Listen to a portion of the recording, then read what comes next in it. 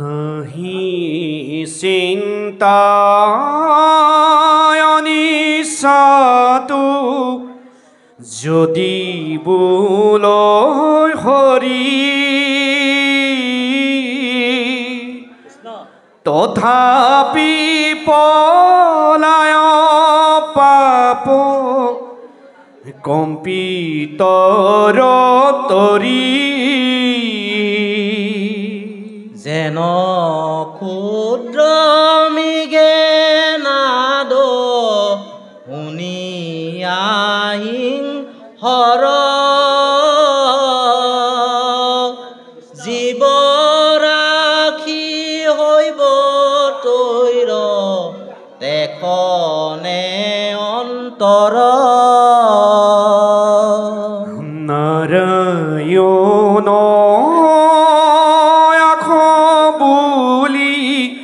হিলে কৈ তো পাপি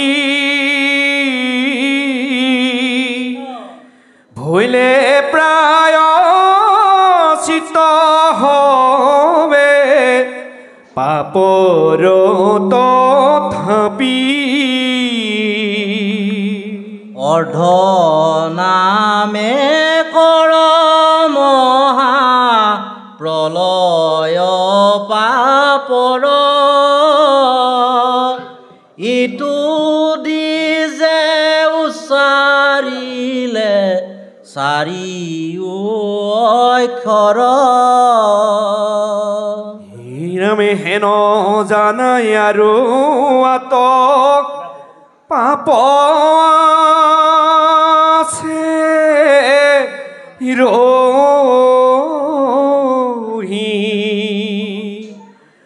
নাপাওঁত নামৰ মহিমা আমি কহি যত যজ্ঞ জপ তপ তীৰ্থ ব্ৰত দান লক্ষ কোটি গুণ নুহে নামৰ মান কৃষ্ণ কৃষ্ণ সেৱকী সমস্তই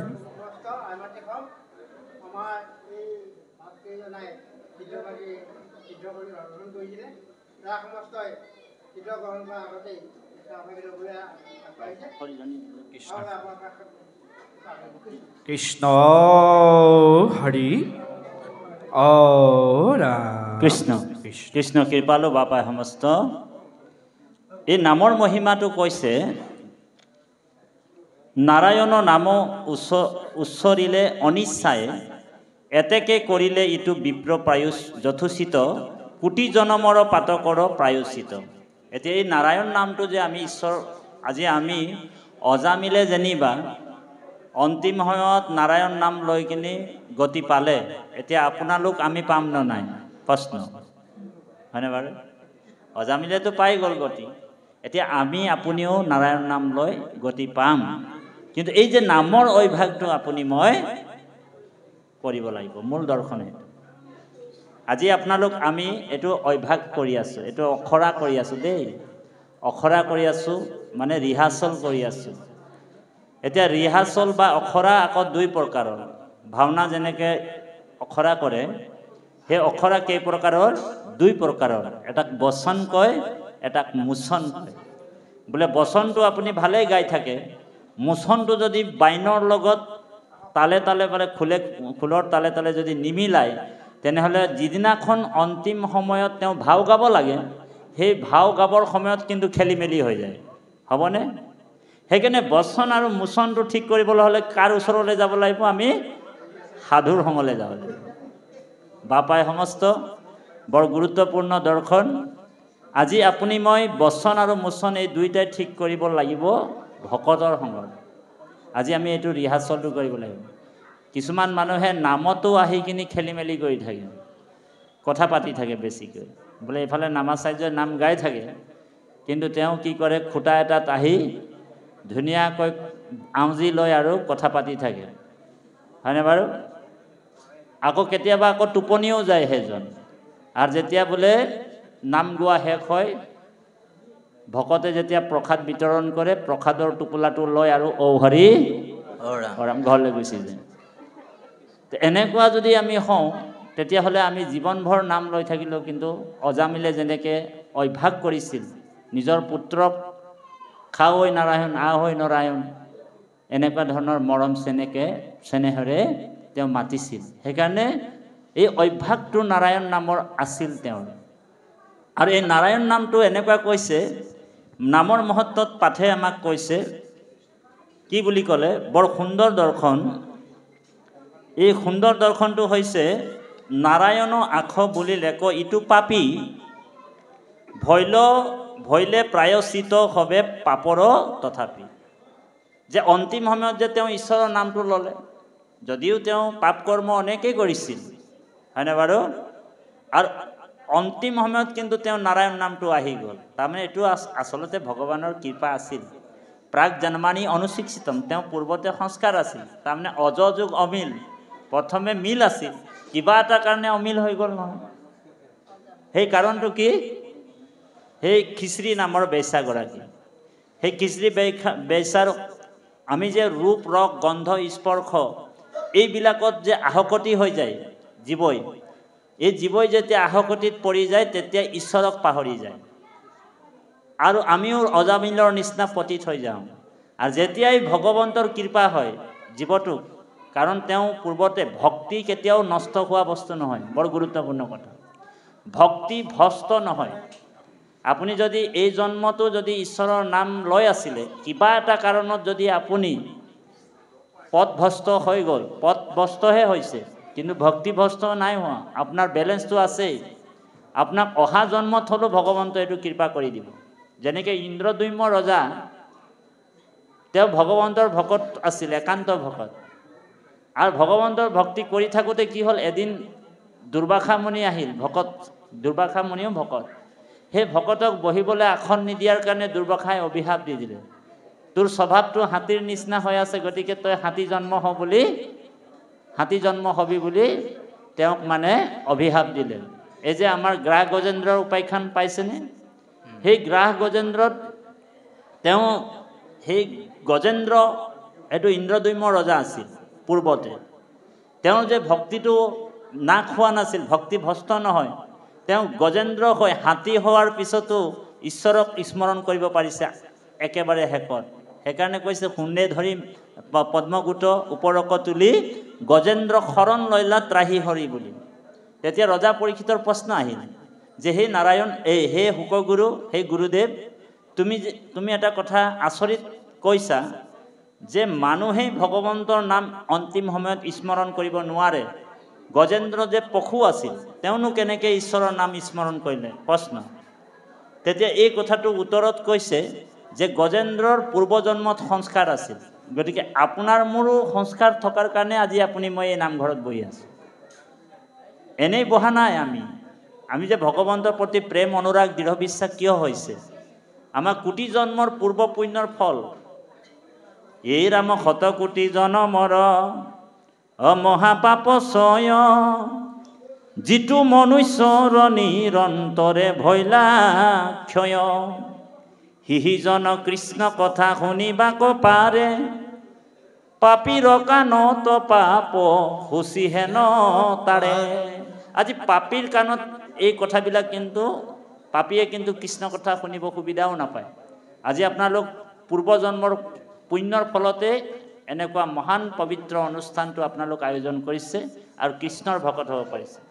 এতিয়া জীৱবিলাক আপোনালোক চাওকচোন, ক'ৰ জীৱ আহি কিনে এই নামঘৰত উপবিষ্ট হৈ আছে।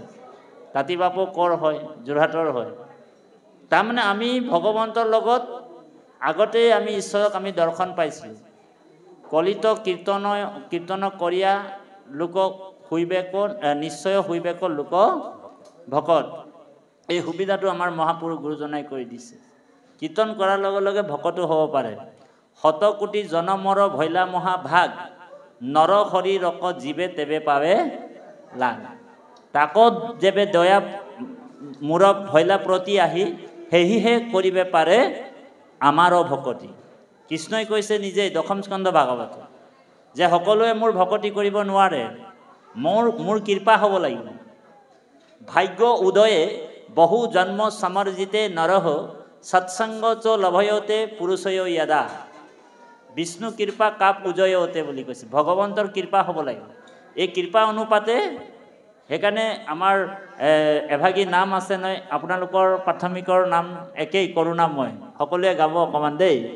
ই ৰাম কৰুণাময় ৰাম কৰুণাময় সকলোৱে আহিব। পাজেন চিত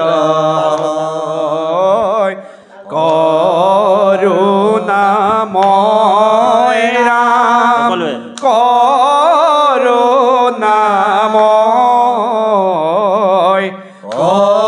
করেও কৃপা যেন উচিত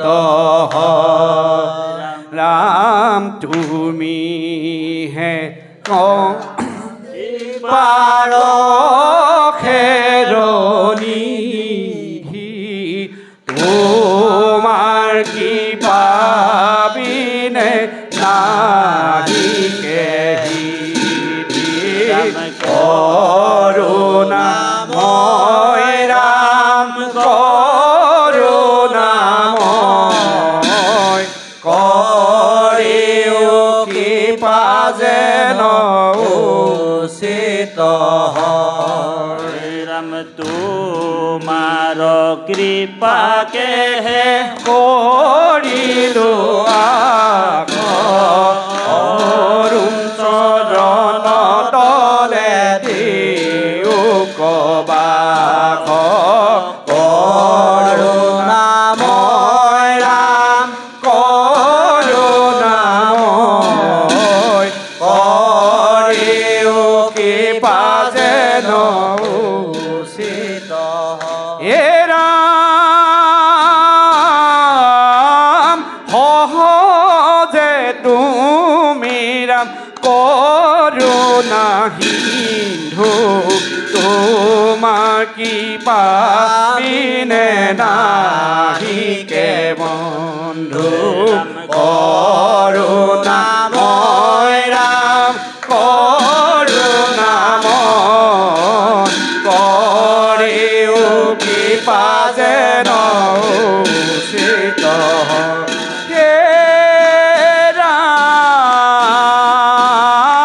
তোমার কৃপা লেখে আমার গতি কয় মাধব মূরুখমতি করুণাময় রাম করুণাময় করেও কৃপা যেন উচিত তোমার কৃপা লেখে আমার গতি কয় মাধব মূরুখমতি করুণাময় রাম করুণাময় করেও কৃপা যেন উচিত করুণা মই রাম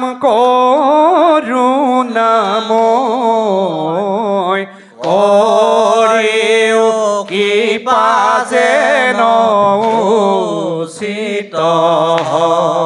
গতিকে এই যে নামৰ অভ্যাস কৰাৰ লগে লগে আমাৰ কোটি কোটি জন্মৰ পাপবিলাক আমাৰ নাইকিয়া হয়। এবাৰ অৰ্জুনে ভগৱান কৃষ্ণক প্ৰশ্ন কৰিলে যে প্ৰভু তোমাৰ কি নামত কি পাপ দূৰ হয় অকণমান কওকচোন বুলি ক'লে। ভগৱানে অৰ্জুনক কৈছে, হে অৰ্জুন তুমি গোবিন্দ গোবিন্দ বুলি ক'বা, তেতিয়া তোমাৰ 2 কোটি জন্মৰ পাপ নাইকিয়া হ'ব। তুমি কেক হ'ব বুলি ক'বা, কেক হ'ব, তোমাৰ 3 কোটি জন্মৰ পাপ নাইকিয়া হ'ব। তুমি গোপাল গোপাল ক'বা, তোমাৰ 4 কোটি জন্মৰ পাপ নাইকিয়া হ'ব। তুমি বাসুদেৱ বাসুদেৱ বুলি ক'বা, তোমাৰ 5 কোটি জন্মৰ পাপ নাইকিয়া হ'ব। এনেকুৱা অনেক নামৰ মহিমা ভগৱান কৃষ্ণই অৰ্জুনক কৈছিল। কিন্তু নিজৰ নামৰ মহিমাটো তেতিয়া ভগৱানৰ অকণমান এই অৰ্জুনৰ অকণমান সংশয় হ'ল, প্ৰভু তুমি ইমান নামৰ মহিমা ক'লা, কৃষ্ণ নামৰ মহিমাটো যে তুমি নকলা, কৃষ্ণ নামত পাপ চাপ দূৰ নহয় নেকি? প্ৰশ্ন। তেতিয়া ভগৱানে অৰ্জুনক উত্তৰত কৈছে, ভক্তি প্ৰদীপ শাস্ত্ৰত গুৰুজনাই লিখিছে, এই ৰাম গোবিন্দ বোলন্ত সখা অশুনা স্বৰূপত নজানো ইটো কৃষ্ণ নাম মহিমাৰ। বোলে কৃষ্ণ নামৰ মহিমাটো মই নিজে নাজানো, তোমাক কি ক'ম অ হৰি অ ৰাম। বোলে নিজেই মই মোৰ নিজৰ নামৰ মহিমা নাজানো। কৃষ্ণ নামত কিমান পাপ দূৰ হয় বা কিমান কোটি জন্মৰ পাপ নাইকিয়া হয়, সেই নামৰ মহিমাটো মই তোমাক ক'ব নোৱাৰো। ই ৰাম কৃষ্ণ নাম বলিষ্ঠ বীৰ্যৰ নাহি সীমা, এতেকে নকৈলো কৃষ্ণ নাম মহিমাৰ। মনে মনে কৃষ্ণ বোলে যদি বাবে কত, তথাপি থাকো মই তাহাৰ লগত। কোনোবা যদি মনে মনেও কৃষ্ণ কয় আৰু কোনোবা যদি উচ্চ কণ্ঠেৰে কৃষ্ণ কয়, সেইকাৰণে কৃষ্ণ নামটো ল'বলৈ আইসকলকো কৈছোঁ, লাজ আৰু ভয় নকৰিব। বোলে ধৰি লওক আমাৰ চুতীয়া বাপে এই অঞ্চলটোৰে বোলে নামাচাৰ্য, ধৰি লওক এই অঞ্চলটোৰ ভাল পাঠ ব্যাখ্যা কৰে বা পাঠ অনুষ্ঠানত পাঠকী হয়, নামাচাৰ্য হওক পাঠকী হওক, তেখেতে ইমান সুন্দৰ নামো দিয়ে। বাপক যেনিবা মানে আপোনাৰ ডিব্ৰুগড় টাউনত লগ পাই গ'ল এজন খেতিয়ক ভকত, মানে গাঁৱলীয়া ভকত এজন, পটককৈ দেখিলে বাপৰ চেহেৰাটো বৰ ধুনীয়া, তেখেতে কিন্তু অকণমান স্পেচিয়েল ড্ৰেছত আছে, ভাল এজন ব্যক্তিৰ লগত আছে, পটককৈ বাপক কৃষ্ণ বাপ বুলি কৈ দিলে। তেখেতে আকৌ লগত দুজনমান অফিচাৰ আছে নহয়, তেওঁ অঁ বুলি কৈ দিলে। তেতিয়া আকৌ বাপে বোলে নামাচাৰ্যৰ যোগ্যতাও নহয় বা ভাল পাঠকীও নহয়, বোলে কিয় কোনো পদৰ তেওঁ যুগত থাকিব নোৱাৰে, কাৰণ কৃষ্ণ নামত যাৰ প্ৰেম নাই, তেওঁ যদি কৃষ্ণ বুলি কৈছে কোনোবা, লাজ ভয় এৰি কৃষ্ণ বাপ জৈতে থাকে মূৰ ভক্ত উদাৰ চৰিত্ৰ, কীট পতংগক কৰে তেখনো পবিত্ৰ। সেইকাৰণে ভগৱানৰ নামটো ল'বলৈ লাজ আৰু ভয় কৰিব নালাগে। এইটো ভাগৱতৰ দৰ্শন, একাদশ খণ্ডত গোপীসকলে কৈছে, য়ে ৰাম, গোপীসকলক ভগৱানে কৈছে উদ্ধৱৰ জৰিয়তে, উদ্ধৱক কৈছে, সেই উদ্ধৱ প্ৰেম ভকতিৰ চিহ্ন অশুনি উদ্ধৱ, হৰি হৰি বোলন্তে লুতক যাৰ